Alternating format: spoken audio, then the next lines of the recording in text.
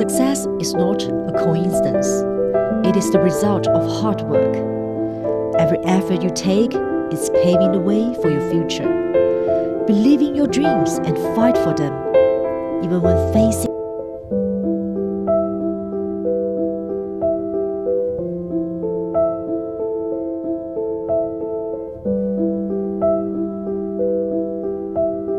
I have graduated, but I am still looking for work. How can I help myself move forward?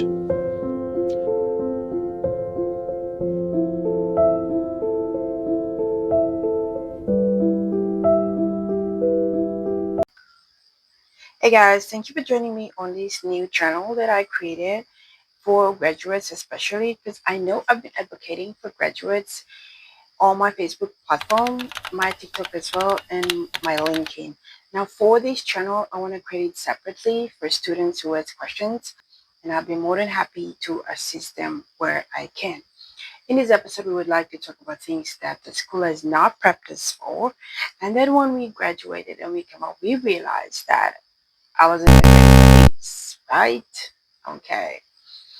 So, over the past years, I graduated university as well.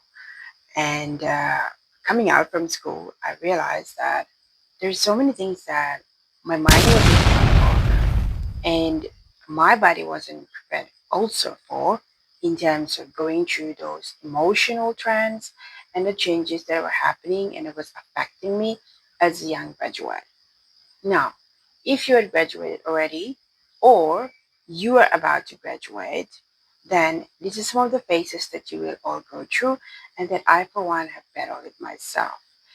And to make it like easier for me to change from one phase to another phase, there's some of the things that I'd like to cover in this episode, and I'm sure all of us will learn from each other and we can move and transition from one phase to another. I'm sure when we graduated, we were so excited about this life and where it's going to take us. And with ambitions and dreams so big, we had like very high expectation of what life can bring to us. Now, for most of us who have struggled through school because we had like ups and downs in life, maybe financial issues, maybe family issues, it may be how we were brought up in an environment and then we came out to attend university, things would be different for every one of us. I'd like to talk about a few of the things that after graduating, this is one of the things that you would be facing. And the number one is the pressure from society, community, your home, and your own family. Yeah. Now, pressure from society can be that there's an expectation already. Maybe within your community, you have other students that have graduated before you and are working now. That community is looking at you to definitely just graduate and find a job. But if it doesn't work out that way, then you'll be pressured that, oh, why am I not working? And this student, when they graduated, they already got a job. That's from your community, and also it can be from family members as well. If one family has graduated and is currently working, and now you have graduated and you're waiting for a job, maybe it's like 2 years of waiting, maybe it's 3 years of waiting, 4 years, give it how many years you have been counting. And if you haven't found a job yet, I understand the pressure from your family is going to be too much as well. You as an individual might think that I will just get a job anytime. But if it doesn't happen, you will see that family might not treat you the same when you were in school. Yeah. And then you will also see that sometimes family will keep asking you questions about why you're just sleeping. Can you go out there and find a job? Why are you just staying in the house? Why are you just eating and sleeping? It's more things that our family is going to pressure us to make it that we have to move or find a way out. And that's normal. Every society, every community, every household has their own issues and their own pressure. And that is one of the things that all of us as graduates, after graduating, will be facing. That's the one. Point number two is the fear of not fitting in. Now, that fear will derive when you feel that pressure from your community and from your household. Now you feel like, oh, am I going to get a job? When will the job come? Am I going to get employed? Will I be getting a job soon? Now, all those thoughts, when it keeps accumulating in our head, that's when we start fearing, we start having doubts, and it will also affect your own self esteem. That's number two, fear of not fitting in.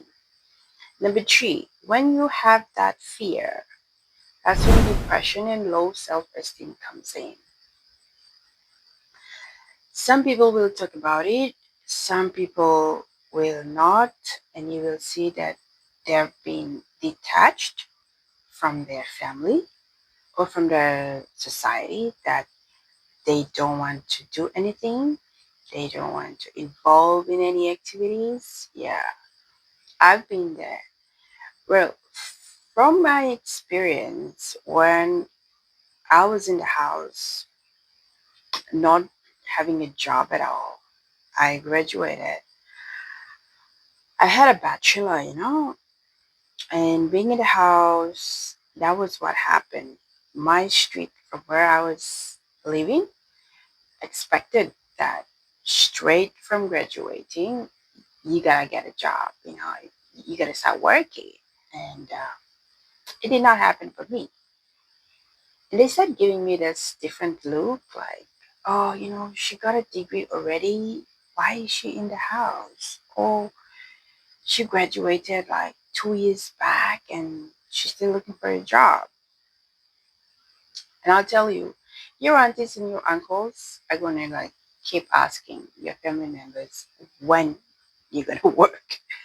And that's something that I have to deal with personally.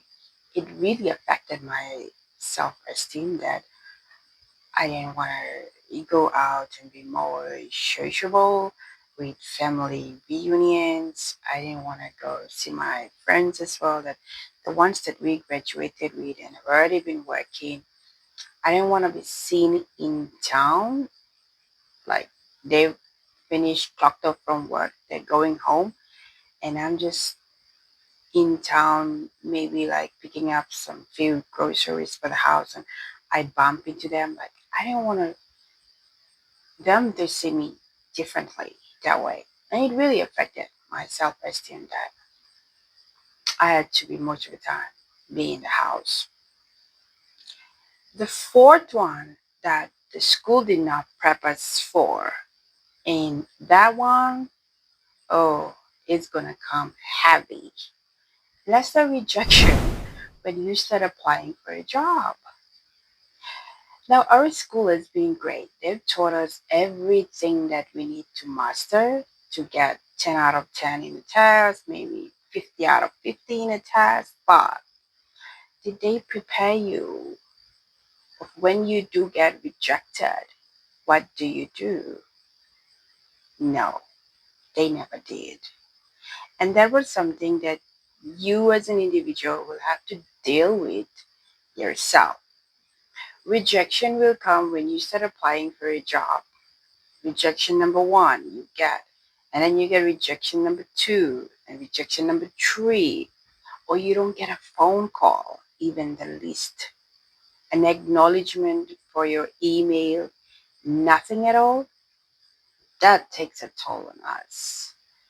And then you start thinking, Should I continue? Should I stop here? Should I take a break? And those rejections, they will amount to you to build your confidence itself. If you take it as something that it will go away, good. You have a strong mental health. Your mindset is very strong.